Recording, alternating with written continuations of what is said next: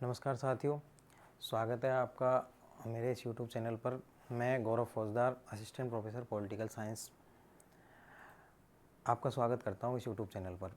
हमने second grade से संबंधित एक रैपिड रिवीजन की सीरीज़ चलाई थी और सारा सिलेबस हमने लगभग 10 से 11 क्लासेज में रिकॉर्ड किया था।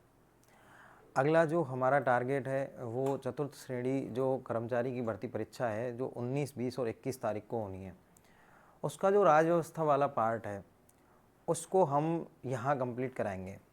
सबसे पहले तो मैं आपको बताऊँ, मैं यूट्यूब पे काफ़ी दिन से देख रहा हूँ कि लोग एक मैराथन क्लासेस लाते हैं और 2 घंटे में, 2.5 घंटे में पूरी की पूरी राज्य व्यवस्था करा देते हैं। मेरे हिसाब से ये बच्चों के लिए बिल्कुल भी सही नहीं है और मैराथन ज्वाइन करना मेरे हिसाब से कतई सही नहीं है, क्योंकि आपकी याददाश्त जो होती है वो एक लिमिट तक काम करती है। वो ऐसा नहीं है कि आप 2 घंटे से पढ़ते आ रहे हैं, 2 घंटे से पढ़ते आ रहे हैं तो आपको 2 घंटे पहला याद है, बिल्कुल भी याद नहीं रहेगा। आप ऐसे मैराथन के चक्कर में ना पड़ें, आप एक एक क्लास, एक एक टॉपिक की अलग करें। 19 तारीख को आपका पेपर है, मैं आपको 5 से 6 दिन पहले पूरा का पूरा सिलेबस आपको कंप्लीट करा दूंगा। लगभग 5 या 6 क्लासेस में हम जो चतुर्थ श्रेणी कर्मचारी की जो भर्ती है उससे रिलेटेड हम जो वैल्यूएबल फैक्ट्स हैं, जो परीक्षा की दृष्टि से महत्वपूर्ण है, उन चीज़ों पे हम चर्चा करेंगे। चतुर्थ श्रेणी के जो सिलेबस की जब हम बात करते हैं, इसमें जो राज्य व्यवस्था का पार्ट है उसमें 2 पार्ट्स में डिवाइड है। वो कैसे कैसे 2 पार्ट्स में डिवाइड है? एक पार्ट तो है इसमें संविधान का, जो है भारतीय संविधान वाला पार्ट। 5 प्रश्न तो इस पार्ट से दिए हुए हैं इसमें। और दूसरा पार्ट जो है वो है राजस्थान की राजनीतिक व प्रशासनिक व्यवस्था। राजस्थान की राजनीतिक और प्रशासनिक व्यवस्था है, 5 प्रश्न इससे हैं। और टोटल ये जो 5 प्रश्न और 5 प्रश्न जो 10 प्रश्न हैं, ये 16 अंकों के हैं। देखो, मेरी कोशिश रहेगी यहाँ आपको 5 में से 5 2 क्लासेज में मिल जाएं और यहाँ आपको 5 में से 5 3 या 4 जो भी क्लासेज होती हैं आपको मिल जाएं। तो लगभग 5 या 6 क्लासेज में हम आपके पूरे के पूरे सिलेबस को कर देंगे। आज हम पहला टॉपिक स्टार्ट करेंगे। भारतीय संविधान में जो 2 टॉपिक हैं, वो एक तो है संविधान का परिचय और एक है संविधान के लक्षण। अब मैं आपको बताऊं कि कर्मचारी चयन बोर्ड ने लिख तो दिया संविधान का परिचय, अब इसको अगर हम डिटेल में करने लगें तो संविधान का परिचय पे तो अपन चाहें तो 10 क्लासेज अकेले परिचय के ऊपर ले लें, 8-10 क्लास हम लक्षणों के ऊपर ले लें, पूरा का पूरा संविधान पढ़ लें। पर फिर भी हम कोशिश करेंगे कि इम्पोर्टेंट चीज़ों को हम कवर कर सकें और इम्पोर्टेंट चीज़ें हम पकड़ सकें जो पेपर के लिए इम्पोर्टेंट हैं। हम चालू करते हैं संविधान का परिचय। संविधान के परिचय की जब हम बात करते हैं तो हमें पता होना चाहिए सबसे पहले कि आखिर ये संविधान क्या होता है। और संविधान के बारे में जब हम चर्चा करते हैं तो संविधान के बारे में कहा जाता है कि ये एक नियमों, कानूनों की पुस्तक होती है जिसके आधार पर किसी भी देश की शासन व्यवस्था का क्या होता है, संचालन होता है। उस देश की शासन व्यवस्था का संचालन उस पुस्तक के आधार पर होता है जिसमें नियम और कानून लिखे हुए होते हैं। पिछले एक पेपर में आरपीएससी ने एक प्रश्न पूछा कि निम्न में से संविधान का क्या कार्य नहीं है। तो आप कुछ कार्यों को याद रखें संविधान के। जब आप 11वीं क्लास की एनसीईआरटी किताब पढ़ते हैं तो उसमें 4 कार्य दिए हुए हैं मूलतः, आप उनको याद रखें। एक तो बुनियादी मूल्यों को, एक तो ये शब्द आपको मिल जाए बुनियादी मूल्य, एक आपको मिल जाए शक्तियों का पृथक्करण, कि शक्तियों को पृथक्करण की व्यवस्था कहाँ होती है, संविधान में होती है। एक आपको मिल जाए कि हमारी जो शक्तियाँ हैं उनका उपयोग वही नेता कर रहे हैं जिन नेताओं को हम चुन रहे हैं। कुल मिला के शक्ति, संवैधानिक मूल्य, इन सब से संबंधित जो चीज़ें हैं वो कौन करता है, संविधान करता है। आरपीएससी में जो प्रश्न था उसमें एक ऑप्शन दे रखा था कि संविधान यह सुनिश्चित करता है कि सत्ता में अच्छे लोग आएँ। तो संविधान कहीं भी ये चीज़ सुनिश्चित नहीं करता कि सत्ता में अच्छे लोग आएँ। ये प्रश्न आया हुआ है, आरपीएससी ने पूछा हुआ है।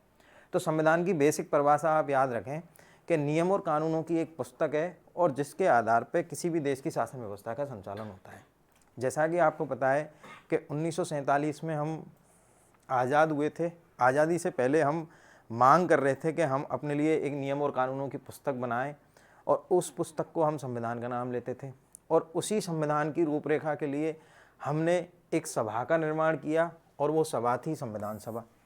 देखो, ज़्यादा डिटेल में हम घुसेंगे नहीं, संविधान सभा के बारे में हम पढ़ने लग गए तो संविधान सभा के लिए ही कम से कम 8-10 लेक्चर चाहिए। तो हम बेसिकली इम्पोर्टेंट चीज़ों को गठित सुनेंगे। संविधान सभा का गठन किया गया किसके आधार पे? एक मिशन भेजा था अंग्रेज सरकार ने और वो मिशन था कैबिनेट मिशन। कैबिनेट मिशन ने क्या किया कि आप बनाओ एक संविधान सभा, और संविधान सभा का क्या किया जाएगा? गठन। और संविधान सभा किसके लिए बनेगी? कि ये क्या बनाएगी? एक क्या बनाएगी? संविधान बनाएगी। अब संविधान सभा का गठन हुआ और गठन होके टोटल इसमें 389 सदस्य बनाए गए। और 389 सदस्यों में भी आप याद रखेंगे 292 सदस्य तो प्रांतीय विधानसभाओं से थे, 93 सदस्य देसी रियासतों से थे और 4 सदस्य केंद्र शासित प्रदेशों से थे। ये ढांचा था किसका? 389 सदस्यों का संविधान सभा का। प्रांतीय विधानसभाओं के जो सदस्य थे ये आनुपातिक प्रतिनिधित्व से चुने जाते थे। देसी रियासतों के राजा मनोनीत कर देते थे और 4 जो केंद्र शासित प्रदेश थे इनके सरकार नियुक्त करती थी। तो इस प्रकार से आप याद रखें 389 सदस्यों को। 389 सदस्यों का गठन हुआ, 389 सदस्यों से मिलकर एक संविधान सभा बनी और संविधान सभा क्या काम करेगी? एक संविधान के निर्माण का काम करेगी। 389 के बाद में जैसे ही भारत से पाकिस्तान अलग हुआ और पाकिस्तान से अलग होने के बाद 389 से घटकर सदस्य संख्या कितनी रह गई? 299 सदस्य। और 299 सदस्य जब पाकिस्तान हटा तो 299 हुए, उसके बाद में कुछ क्षेत्रों का पुनर्गठन हुआ और 299 से बढ़कर 324 सदस्य हो गए। तो आप सदस्यों की संख्या याद रखें, पहले तो कितनी थी? 389। पाकिस्तान के हटने के बाद कितनी हो गई? 299। और उसके बाद कुछ क्षेत्रों का पुनर्गठन हुआ और उसके बाद संख्या हो गई 324। एक संविधान सभा बनेगी और संविधान सभा किसका निर्माण करेगी? संविधान का। और संविधान सभा में भी एक प्रारूप समिति बनेगी और 8 सदस्यों की ये प्रारूप समिति होगी और इसके अध्यक्ष होंगे डॉक्टर भीमराव अंबेडकर।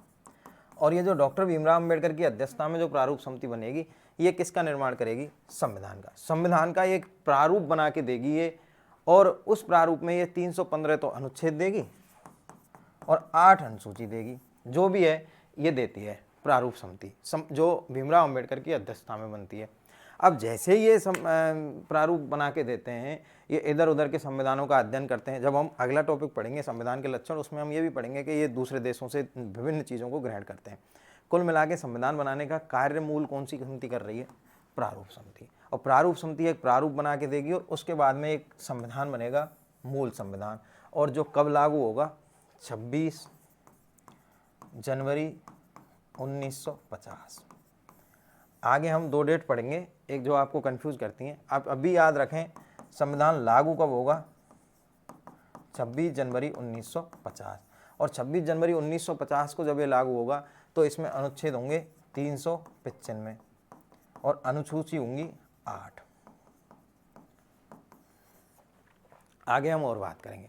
कुल मिला के एक मोटी मोटी चीज़ हमने पढ़ी है कि कैबिनेट मिशन की सिफारिश पे क्या बन रही है? संविधान सभा। और संविधान सभा कितने सदस्यों की? 389 सदस्यों की। इस संविधान सभा ने एक समिति बनाई है और उस समिति का नाम है प्रारूप समिति। उसके अध्यक्ष कौन है? डॉक्टर भीमराव अंबेडकर। और इसने जो प्रारूप बनाया है उसके आधार पर बनाया एक मूल संविधान, जो कब लागू हुआ है? 26 जनवरी 1950 को। और जो मूल संविधान लागू हुआ है उसमें अनुच्छेद कितने हैं? 395 और अनुसूची कितनी है? 8। अब हम आगे बढ़ते हैं तो देखते हैं कि जो संविधान है उसमें कुल अनुच्छेद कितने हैं? उसमें कुल अनुच्छेद हैं 395। अनुसूचियां हैं, वर्तमान में कितनी अनुसूचियां हैं?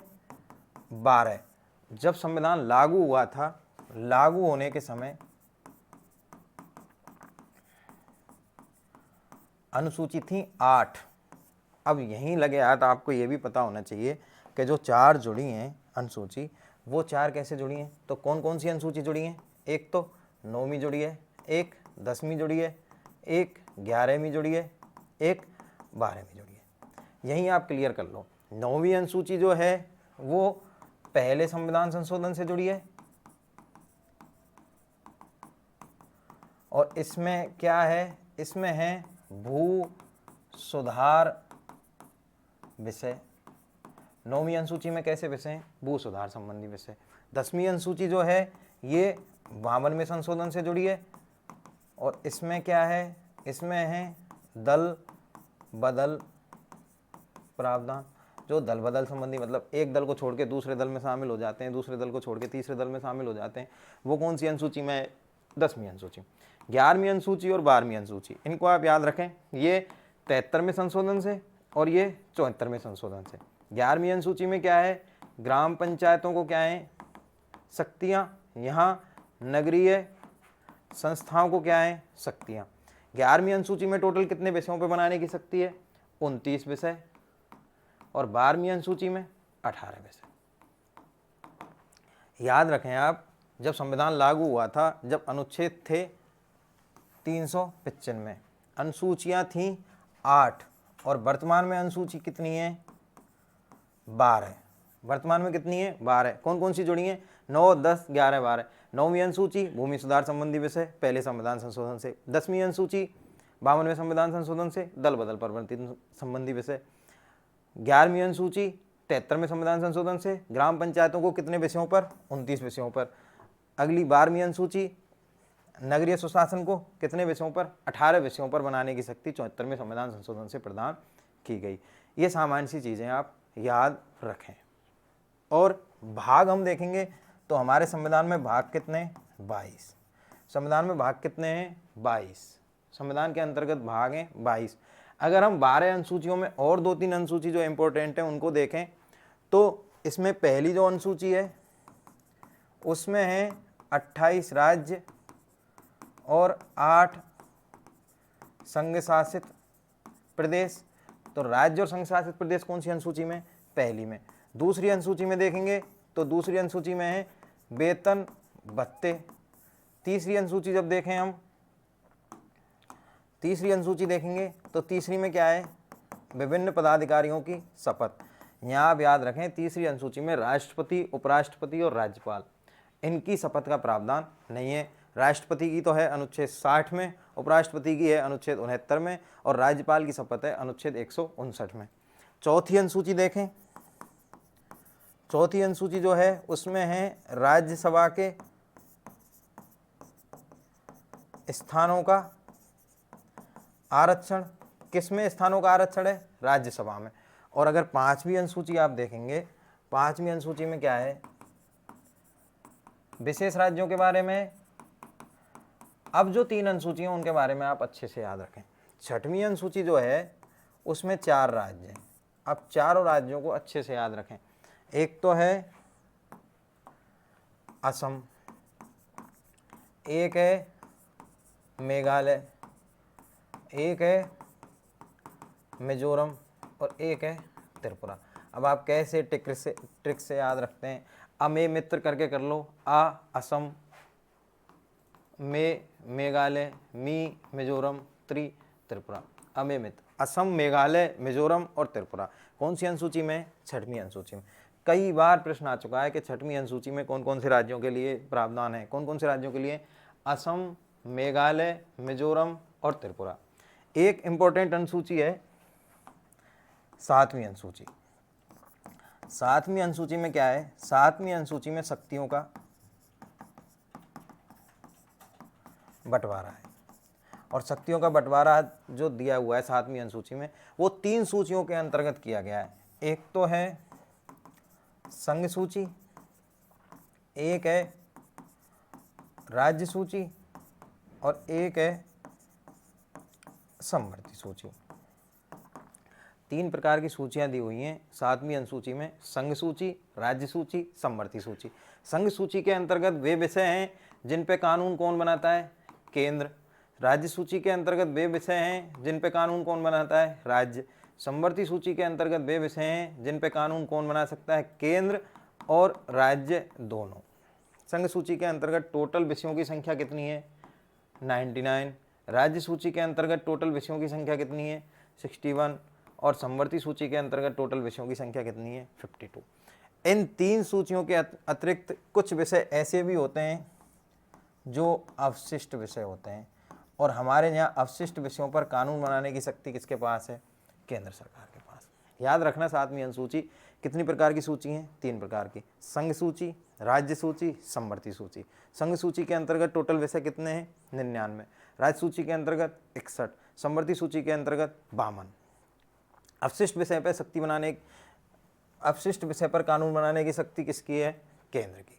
ठीक है, अगली जो अनुसूची है वो है 8वीं अनुसूची, और 8वीं अनुसूची में है भाषाओं का उल्लेख। इसमें आप याद रखो, जो हमारे संविधान में फिलहाल में 8वीं अनुसूची में भाषाओं की संख्या है वो है 22। कितनी भाषाएं? 22। और 22 भाषाओं में से टोटल जो संविधान लागू हुआ था उस टाइम पे भाषाएं थी 14, और वर्तमान में कितनी है? 22। तो बाद में कितनी जुड़ी हैं? 8। और 8 के बारे में भी आप याद रखें तो 21वां संशोधन हुआ था, उससे तो जुड़ी थी सिंधी। उसके बाद में 3 भाषाएं जुड़ी, नेपाली, मणिपुरी, कोंकणी। उसके बाद में 4 जुड़ी, बोडो, डोगरी, मैथिली और संथाली। मेन यहाँ याद रखने की बात है कि इस जो 8वीं अनुसूची है इसमें राजस्थानी का उल्लेख नहीं है और अंग्रेजी का भी उल्लेख नहीं है। यहाँ एग्जामिनर फंसा देता है कि निम्न में से किस भाषा का 8वीं अनुसूची में उल्लेख नहीं है, तो आप इन 2 भाषाओं को अच्छे से याद रख लें, राजस्थानी और अंग्रेजी का उल्लेख नहीं है। टोटल भाषाएं कितनी हैं 8वीं अनुसूची में? 22। जब संविधान लागू हुआ था जब कितनी थी? 14। मैंने आपको 12 की 12 अनुसूची के बारे में बताया है, यहाँ से प्रश्न आने की संभावना खूब रहती है। 9वीं, 10वीं, 11वीं, 12वीं बाद में जुड़ी हैं। अनुच्छेद कितने हैं हमारे पास? 395। भाग कितने हैं हमारे पास? 22। ये है हमारे संविधान का मोटा मोटा परिचय। संविधान का निर्माण कैसे हुआ? एक संविधान सभा थी, और संविधान सभा में जो बैठकें हुई, और बैठकों के बाद में एक संविधान प्रारूप समिति के द्वारा बनाया गया, विभिन्न देशों से उनको ग्रहण किया गया, और हमारा बन के आया एक संविधान जिसमें अनुच्छेद कितने थे? 395। और लागू हुआ उस टाइम पे अनुसूची कितनी थी? 8। और वर्तमान में कितनी अनुसूचियाँ हैं? 12। अब देखो, हमारा जो टॉपिक है वो है संविधान का परिचय, और मूल रूप से जो हमारे संविधान का परिचय हमारे संविधान में कहीं दिखता है तो वो दिखता है हमारे संविधान की प्रस्तावना में। आपसे कोई ये पूछे कि संविधान का परिचय आपको एक पेज में देखना है, तो आप संविधान का परिचय कहाँ देखेंगे? प्रस्तावना में। जैसा कि एक जज हुए थे, उनका नाम था नाना पालकीवाला, और नाना पालकीवाला ने जो हमारी प्रस्तावना थी, इस प्रस्तावना को संविधान का परिचय पत्र कहा है। प्रश्न पूछा जा सकता है कि संविधान का परिचय पत्र प्रस्तावना को किसने कहा है? नाना पालकीवाला ने। नाना पालकीवाला का स्टेटमेंट आप याद रखें कि प्रस्तावना को संविधान का परिचय पत्र किसने कहा है? नाना पालकीवाला ने। अब देखो, प्रस्तावना के बारे में जब हम चर्चा करते हैं तो प्रस्तावना के बारे में सबसे पहले हमें ऐतिहासिक दृष्टिकोण पता होना चाहिए। काम सारे कहाँ से होंगे? संविधान सभा से। संविधान सभा लगभग 3 वर्ष 1 माह 16 दिन तक बैठेगी, 12 सत्र करेगी। कितने सत्र करेगी? 12। बैठकें कितनी करेगी? 167। बैठेगी कितनी? 3 वर्ष 1 माह 16 दिन। हमने पढ़ा होगा 2 वर्ष 11 माह 18 दिन। तो संविधान सभा अस्तित्व में रहती है 3 वर्ष 1 माह 16 दिन। ये बात आप याद रखें, इन सत्रों को भी आप याद रखें। सत्र कितने हैं? 12। 167 बैठकें, 3 वर्ष 1 माह 16 दिन। देखो, जब हम ऐतिहासिक दृष्टिकोण की बात करते हैं तो एक तारीख है 9 दिसंबर 1946, और 9 दिसंबर 1946 को क्या होता है? संविधान सभा की पहली बैठक होती है, और जो जेवी कृपलानी करके जो हैं हम उनका नाम सुनते हैं, ये पहले वक्ता होते हैं उस दिन के। उस दिन के पहले वक्ता कौन होते हैं जो बोलते हैं? वो बोलते हैं JB कृपलानी। ये प्रश्न भी आया हुआ है कि संविधान सभा के पहले वक्ता कौन थे? JB कृपलानी। कब होती है बैठक? 9 दिसंबर 1946 को। और 9 दिसंबर 1946 को क्या होता है? एक अस्थायी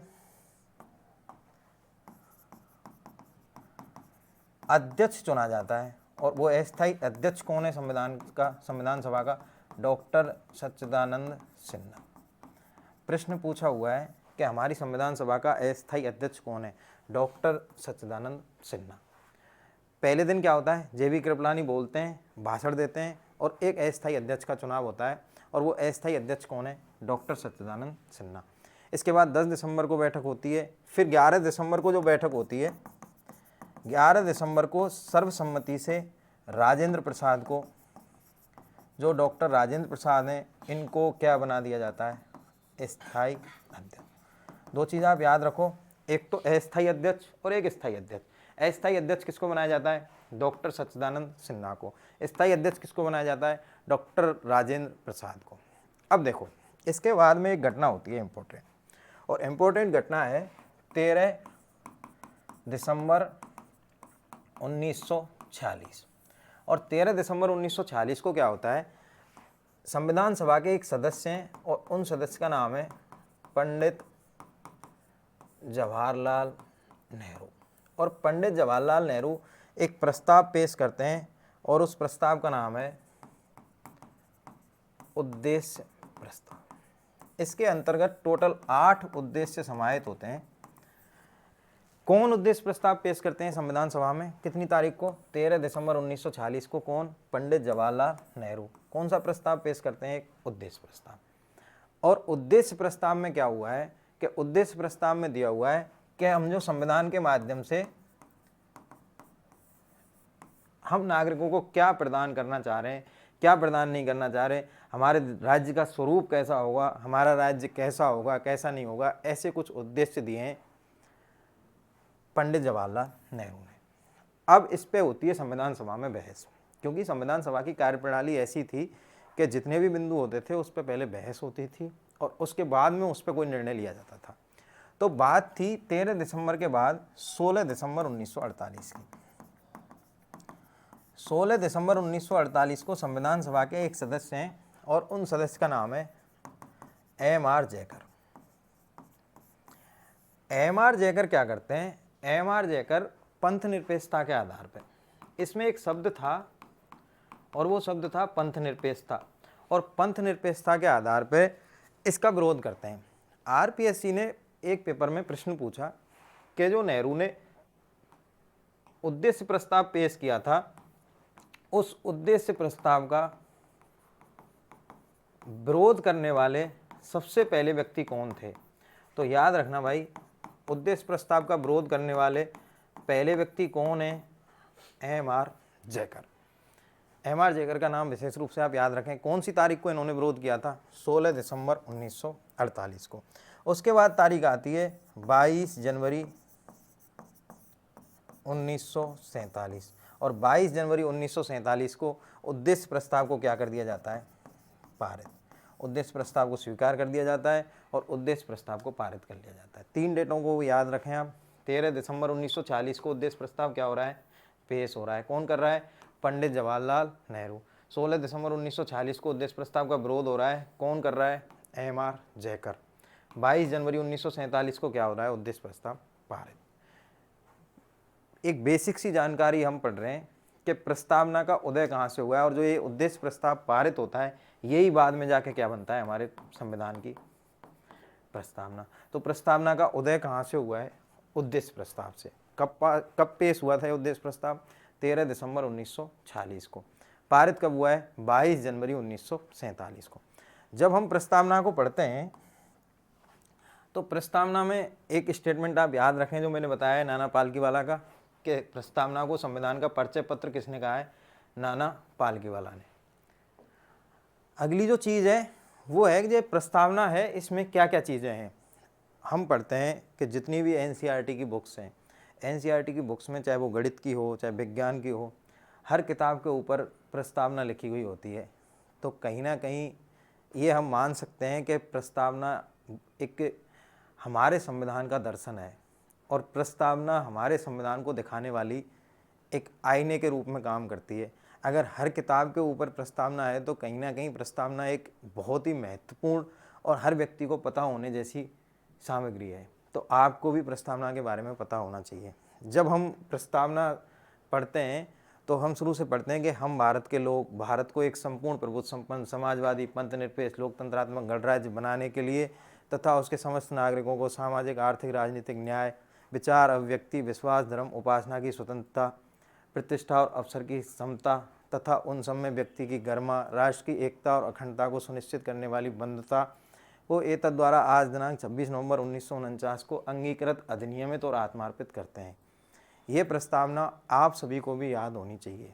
इस प्रस्तावना में हमें बहुत सारी चीज़ें दिखाई देती हैं। पूरे संविधान का जो परिचय दिखाई देता है वो इस प्रस्तावना में दिखाई देता है। अब मूल रूप से जब हम देखते हैं तो सबसे पहला जो घटक दिखता है, हम पढ़ रहे हैं प्रस्तावना के घटक, सबसे पहला जो घटक हमें प्रस्तावना में दिखता है वो दिखता है प्राधिकार का स्रोत।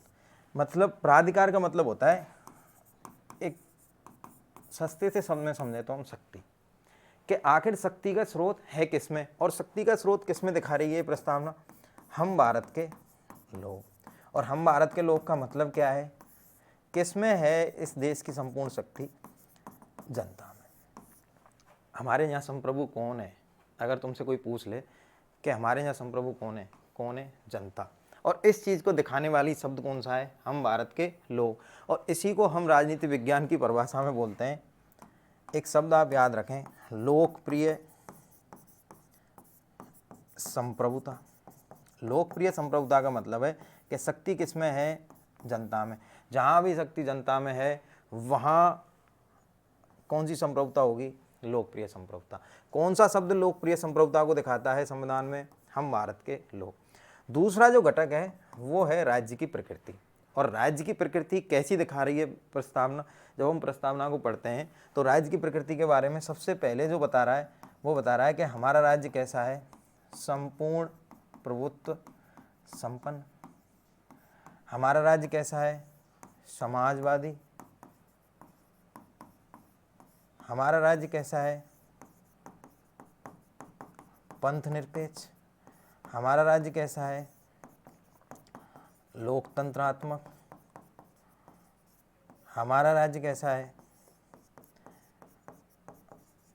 गणराज्य। इन शब्दों को आप क्रम से याद रखें। प्रस्तावना में ये शब्द क्रम से हैं। सबसे पहले तो क्या आता है, हम भारत के लोग। उसके बाद आता है संपूर्ण प्रभुत्व संपन्न समाजवादी पंथ निरपेक्ष लोकतंत्रात्मक गणराज्य। इन शब्दों को आप क्रम से जरूर याद रखेंगे क्योंकि क्रम पूछ लेते हैं प्रस्तावना में।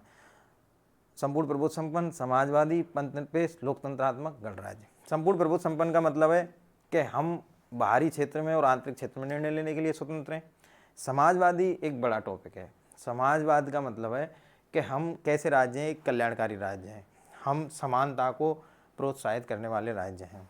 पंथ निरपेक्ष के मतलब हमारे राज्य का कोई धर्म नहीं है, सभी धर्म हमारी दृष्टि में कैसे हैं, समान है। गणराज्य का मतलब है जो हमारा राष्ट्रपति है वो क्या होता है, निर्वाचित होता है, ना कि वंशानुगत। जहाँ वंशानुगत होता है वहाँ क्या नहीं होता, गणराज्य। हमारा देश गणराज्य क्यों है, क्योंकि हमारे देश का जो राष्ट्रपति है वो क्या होता है भाई, निर्वाचित होता है। तीसरा जो है वो है राज्य के उद्देश्य। और राज्य के उद्देश्य क्या दिखा रहा है कि हम क्या प्रदान कर रहे हैं, न्याय। हम क्या प्रदान कर रहे हैं, स्वतंत्रता। हम क्या प्रदान कर रहे हैं नागरिकों को, समानता या फिर समता। हम क्या प्रदान कर रहे हैं, बंधुत्व। आप शब्दों को याद रखें। सबसे पहले किसका वर्णन है प्रस्तावना में, न्याय का। उसके बाद किसका वर्णन है, सबसे पहले न्याय का। उसके बाद किसका है, स्वतंत्रता का। उसके बाद किसका है, समता का। और उसके बाद किसका है, बंधुत्व का। इन शब्दों का क्रम पूछ लेते हैं कि प्रस्तावना में निम्न में से किस क्रम में क्या क्या चीज़ें हैं। तो सबसे पहले तो क्या है, न्याय। और न्याय भी कितने प्रकार के हैं, 3 प्रकार के। ये भी आप क्रम याद रखेंगे। कौन कौन से न्याय हैं, सामाजिक आर्थिक और राजनीतिक। 3 न्याय आप याद रखेंगे। कौन कौन से न्याय हैं? सामाजिक, आर्थिक, राजनीतिक। सामाजिक न्याय, आर्थिक न्याय, राजनीतिक न्याय। स्वतंत्रता कितने प्रकार की हैं? 5 प्रकार की। विचार, अभिव्यक्ति, विश्वास, धर्म, उपासना। शब्दों को क्रम से याद रखें आप, यही एग्जामिनर फंसाता है। न्याय कौन कौन से हैं? सामाजिक, आर्थिक, राजनीतिक। स्वतंत्रता कौन कौन सी हैं? विचार, अभिव्यक्ति, विश्वास, धर्म, उपासना। समता कौन कौन सी हैं? 2, प्रतिष्ठा और अवसर। समता कौन कौन सी है? प्रतिष्ठा और अवसर की समता। और बंधुत्व का वर्णन है। याद रखो आप, न्याय कितने प्रकार के हैं? 3 प्रकार के। क्रम से याद रखो, सामाजिक न्याय, आर्थिक न्याय, राजनीतिक न्याय। स्वतंत्रता कितने प्रकार की हैं? 5 प्रकार की। विचार, अभिव्यक्ति, विश्वास, धर्म, उपासना। समता कितनी है? 2, प्रतिष्ठा और अवसर की समता। इन शब्दों को आप याद रखें। सबसे पहले क्या है? संपूर्ण प्रभुत्व संपन्न। उसके बाद क्या है? समाजवादी। उसके बाद क्या है? पंथ निरपेक्ष। उसके बाद क्या है? लोकतंत्रात्मक। उसके बाद क्या है? गणराज्य। और सबसे अंत में जो चीज़ दिखती है हमें प्रस्तावना में, वो दिखती है अंगीकृत होने की तिथि। और अंगीकृत होने की तिथि क्या है? 26 नवंबर 1949। 2 चीज़ें हैं। एक तो डेट पड़ी थी हमने संविधान लागू होने की। लागू होने की क्या है? 26 जनवरी 1950। और अंगीकृत होने की तिथि क्या है? 26 नवंबर 1949। और यहाँ 3 शब्दों का उल्लेख है प्रस्तावना में, आप याद रखो। अंगीकृत, अधिनियमित और आत्मार्पित। क्रम से याद रखना। अंगीकृत, अधिनियमित, आत्मार्पित। कब कर रहे हैं? 26 नवंबर 1949 को। और लागू कब कर रहे हैं? 26 जनवरी 1950 को।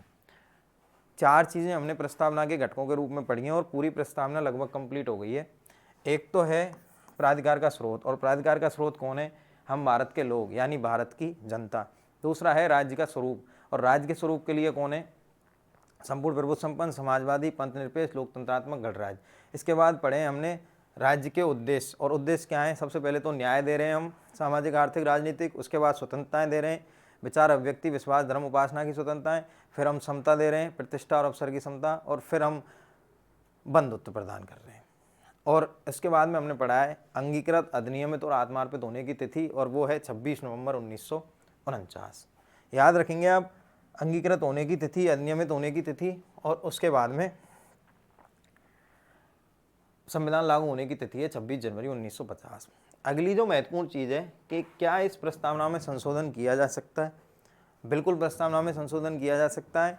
इंदिरा गांधी ने एक संविधान संशोधन किया था, 42वां संविधान संशोधन। और 42वें संविधान संशोधन में 3 नए शब्द जोड़े गए। प्रस्तावना में कितने शब्द जोड़े? 3। और इन 3 नए शब्दों को आप याद रखें। समाजवादी, पंथ निरपेक्ष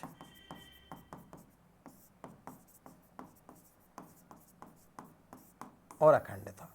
3 नए शब्द कौन कौन से जुड़े हैं? एक तो समाजवादी जुड़ा है, एक पंथ निरपेक्ष जुड़ा है, और एक अखंडता जुड़ा है। कौन से संविधान संशोधन से जुड़े हैं? 42वें संविधान संशोधन से। कब हुआ है? 1976 में। याद रखें, यहाँ प्रस्तावना में संशोधन हो सकता है, और एक बार संशोधन हुआ है। कितनी बार संशोधन हुआ है? एक बार। और कितने नए शब्द जुड़े हैं? 3 नए शब्द। कौन कौन से 3 शब्द जुड़े हैं? समाजवादी, पंथ निरपेक्ष और अखंडता। अच्छे से आप याद रखें। प्रश्न आ सकता है कि प्रस्तावना में मूल में कौन सा शब्द नहीं था, तो इन 3 में से एक आ सकता है। प्रस्तावना में निम्न में से मूल में शब्द था, तो इन 3 के अलावा एक ऑप्शन आ सकता है। तो इन 3 शब्दों को आप याद रखें, समाजवादी, पंथ निरपेक्ष और अखंडता। ये कब जुड़े हैं? 42वें संविधान संशोधन 1976 से। अगला जो महत्वपूर्ण है वो है प्रस्तावना पर न्यायिक दृष्टिकोण, और यहाँ से प्रश्न आने की संभावना सबसे ज़्यादा रहती है। सबसे पहला जो एक वाद हुआ था वो था बेरुवारी वाद, और ये हुआ 1960 में। और बेरुवारी वाद में कोर्ट ने निष्कर्ष निकाला कि प्रस्तावना जो है वो संविधान का भाग नहीं है। प्रश्न आता है कि किस वाद के अंतर्गत न्यायालय ने ये माना कि प्रस्तावना संविधान का भाग नहीं है। किस बात के अंतर्गत माना? बेरुबारीवाद के अंतर्गत। और इसमें कहा कि ये आदर्शों को दिखाने वाली है, प्रस्तावना संविधान का भाग नहीं है। आप याद रखो कि ऐसे तो हम इन बातों को खूब लंबा खींच सकते हैं, पर आपके परीक्षा में समय कम है, तो हम सोच रहे हैं हम ऐसी ही महत्वपूर्ण चीज़ दें जिससे आपको परीक्षा के हिसाब से महत्वपूर्ण हो। बेरुबारीवाद संविधान का भाग नहीं है। गोलकनाथवाद ये शाश्वत भाग है और कैसा है? अपरिवर्तनशील है। आरपीएससी ने एक प्रश्न पूछा था, सीधी ये लाइन लिखी थी कि किस बात के अंतर्गत सर्वोच्च न्यायालय ने ये माना कि प्रस्तावना जो है वो संविधान का शाश्वत भाग है और अपरिवर्तनशील है? किसके अंतर्गत माना था? गोलकनाथवाद के अंतर्गत। संविधान का भाग किसके अंतर्गत नहीं माना? बेरुबारीवाद के अंतर्गत। ये महत्वपूर्ण बात है और वो है केशवानंद भारतीवाद। और केशवानंद भारतीवाद आता है 1973 में। और इसमें जो सर्वोच्च न्यायालय कहता है वो दो बात कहता है, एक तो ये संविधान का भाग है और दूसरी चीज कहता है कि ये संशोधन योग्य है, मतलब इसमें संशोधन भी किया जा सकता है और ये संविधान का भाग भी है। कौन से में? केशवानंद भारतीवाद में। पर इसमें एक महत्वपूर्ण सिद्धांत विकसित करता है सर्वोच्च न्यायालय और वो करता है आधारभूत या मूल ढांचे का सिद्धांत। इस सिद्धांत को आप याद रखें, ये प्रश्न पूछ लिया जाता है कि आधारभूत या मूल ढांचे का सिद्धांत किस बात के अंतर्गत आता है? केशवानंद भारतीवाद। कौन सी? वर्ष 1973। 1994 में एक बात आता है एसआर बॉम्बईवाद और इसमें फिर से मान लिया जाता है कि प्रस्तावना जो है वो संविधान का भाग है। ये कुछ बात हैं जो आपको महत्वपूर्ण आप याद रखना, बेरुबारीवाद, गोलकनाथवाद, केशवानंद भारतीवाद, ये बहुत इंपॉर्टेंट है। अगली जो चीज़ है वो है इम्पोर्टेंट, प्रस्तावना पर कुछ टिप्पणियाँ हुई हैं, इन टिप्पणियों को आप याद रखें। प्रस्तावना को राजनीतिक जन्म कुंडली किसने कहा है? के.एम. मुंशी ने। प्रस्तावना को आदि वाक्य एवं संविधान की आधारशिला किसने कहा है? पंडित गोविंद दास ने। प्रस्तावना को प्राचीन नाटकों के नांदी पाठ से तुलना किसने की है? बी.एन. गॉडविल ने। प्रस्तावना को जटिल नग या पूर्णता की तस्वीर किसने कहा है? ठाकुरदास भार्गव ने। इनमें समझाने जैसी कोई चीज़ है नहीं, मैंने आपको पीपीटी पे लिख दिए हैं, आप चाहे तो इसका स्क्रीनशॉट ले लो, चाहो तो आप इनको लिख सकते हो आराम से। यहाँ से प्रश्न पूछ लिया जाता है कभी कभार कि प्रस्तावना के बारे में ये टिप्पणियाँ किसकी है। एक जो है वो है अर्नेस्ट बारकर, इनकी एक पुस्तक है principle of social and political theory, इसमें इन्होंने प्रस्तावना का उल्लेख किया है। तो किस विदेशी लेखक ने अपनी पुस्तक में प्रस्तावना की प्रशंसा की है? किसने की है प्रस्तावना की प्रशंसा? अर्नेस्ट बारकर ने। मैं आपको बता दूं, मैं एक टेलीग्राम चैनल चलाता हूं पॉलिटिकल साइंस एकेडमी बाय गौरव फौजदार के नाम से, उसकी लिंक हम आपको डिस्क्रिप्शन में डलवा देंगे। राजनीति विज्ञान से संबंधित आपको जो भी मैटर है, कंटेंट है, चाहे वो आप फर्स्ट ग्रेड की तैयारी कर रहे हो, चाहे असिस्टेंट प्रोफेसर की तैयारी कर रहे हो, वो सब आपको मिलेगा। हमने आज पढ़ा संविधान सभा के बारे में, प्रस्तावना के ऐतिहासिक दृष्टिकोण के बारे में, प्रस्तावना की टिप्पणियों के बारे में, प्रस्तावना के घटकों के बारे में। आप बहुत अच्छे से इस वीडियो को देखें, इसमें हमने काफ़ी मैटर आपका कवर कर लिया है। यहाँ से 2 क्वेश्चन मैं मानता हूँ आपको निश्चित रूप से चतुर्थ श्रेणी के पेपर में मिल जाएंगे इस वीडियो में से, तो आप देखें, अपने दोस्तों तक शेयर करें और बहुत अच्छे से इस वीडियो का लाभ उठाएं। जल्दी ही हम अगले टॉपिक के साथ मिलते हैं। बहुत बहुत धन्यवाद। शेयर कीजिए अपने दोस्तों के साथ। Thank you.